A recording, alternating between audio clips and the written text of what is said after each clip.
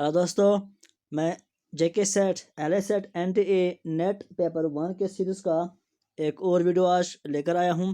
दोस्तों, अब तक हमने पहले के 2 यूनिट कंप्लीट किए हैं, जो कि पहला यूनिट था टीचिंग एप्टीट्यूड और दूसरा यूनिट था रिसर्च एप्टीट्यूड। उसके पीडीएफ नोट्स भी मैंने टेलीग्राम चैनल पर डाल दिए हैं। अगर आपने अब तक टेलीग्राम चैनल ज्वाइन नहीं किया है तो आज ज्वाइन कीजिए और वो पीडीएफ नोट्स देख लीजिए। दोस्तों, अब जो थर्ड यूनिट है कॉम्प्रहेंशन। कॉम्प्रहेंशन का मतलब कि आपको एग्जाम में एक पैसेज आएगा और उस पैसेज के नीचे फिर 5 क्वेश्चंस होंगे, वो आपको अटेम्प्ट करने हैं। दोस्तों, वो बहुत ही सिंपल चैप्टर है, बहुत आसान चैप्टर है।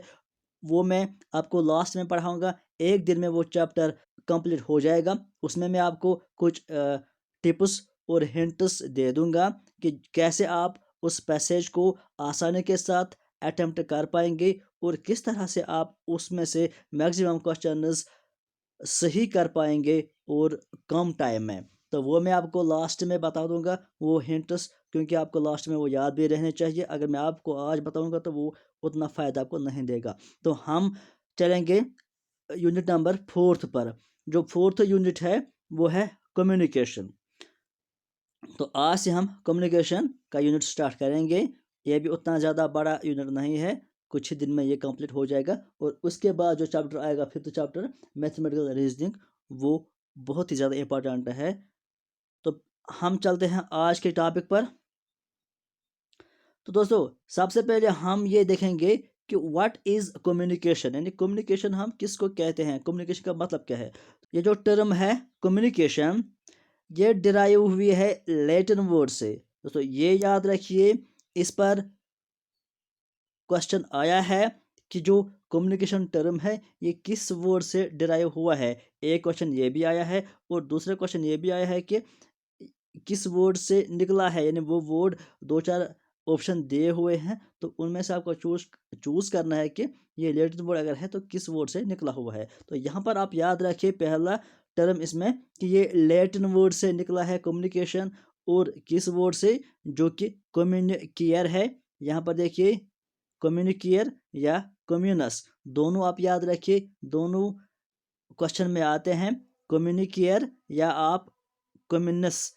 इसको देखिए, ये लैटिन वर्ड है, इसी से कम्युनिकेशन वर्ड बना है। अब इसका क्या मतलब है, इसका मतलब है to make, to make common, common बनाना, यानी जो जिसको हम कहेंगे कि कुछ चीज़ आम करना, यानी कि जिसको सब तक पहुंचता है, या जिस तक सब अप्रोच कर पाते हैं। तो अगर हम इस वर्ड के लिहाज से देखेंगे कम्युनिकेशन का मतलब क्या हुआ है, तो कम्युनिकेशन का मतलब इस वर्ड से होता है कि जो भी फैक्ट्स हैं, थॉट्स हैं या इंफॉर्मेशन है, उनको कॉमन करना। कॉमन मतलब कि उनको सब के लिए अवेलेबल बनाना, सब तक उनकी रसाई करना, यानी सब तक वो पहुंच जाए। इसका मतलब है कम्युनिकेशन। कम्युनिकेशन का मतलब हुआ फिर एक्सचेंज करना। एक्सचेंज करना थॉट्स, यानी सोच को, अपनी सोच दूसरों के साथ शेयर करना और दूसरों की सोच को अंडरस्टैंड करने की कोशिश करना, इन्फॉर्मेशन को शेयर करना, मैसेज देना, चाहे वो किसी भी तरीके से, चाहे आप बाय स्पीच करेंगे, चाहे आप बाय राइटिंग करेंगे, या आप कुछ सिग्नल्स यूज़ करेंगे, कुछ भी तरीका आप यूज़ करेंगे। लेकिन जब भी आप इंफॉर्मेशन शेयर करते हो, अपने थॉट्स, अपने आइडियाज़ शेयर करते हो, अपनी इंफॉर्मेशन शेयर करते हो, इस सारे प्रोसेस को हम बोलते हैं कम्युनिकेशन। तो याद रखिए, ये डेफिनेशन बहुत इंपॉर्टेंट है। और ये भी याद रखिए कि किस वर्ड से डिराइव हुई है, लैटिन वर्ड से कम्युनिकेयर या कम्युनस। तो इतना इंपॉर्टेंट है इस डेफिनेशन से। अब हम यहाँ पर कुछ डेफिनेशंस की बात करेंगे, यानी कुछ स्कॉलर्स जो हैं उन्होंने अपनी डेफिनेशन में इसको डिफाइन किया है कि कम्युनिकेशन हम किसको कहते हैं। तो सबसे पहले हम बात करेंगे एलिन लॉयस की। उन्होंने क्या कहा है, किस अंदाज से उन्होंने इसको डिफाइन किया है कि कम्युनिकेशन क्या है। उन्होंने कहा communication is the sum of all things, यानी सारे चीज़ों को मिलाकर हम बोलते हैं कम्युनिकेशन। क्या सारे चीज़ों को, 1% does, when he wants to create understanding in the minds of another, जब भी एक पर्सन चाहता है कि किसी दूसरे पर्सन में कुछ अंडरस्टैंडिंग आ जाए, कुछ चीज़ें समझ में आ जाए, कुछ बातें समझ में आ जाए, दूसरे पर्सन को समझाने के लिए जो कुछ भी वो करता है, चाहे वो अपनी ज़ुबान से कुछ बोलता है, चाहे वो एक्शन कुछ करता है, चाहे वो राइटिंग में कुछ लिखता है, ये सारी इसलिए वो करता है ताकि दूसरे पर्सन को कुछ समझ में आ जाए, तो इसको हम बोलते हैं कम्युनिकेशन।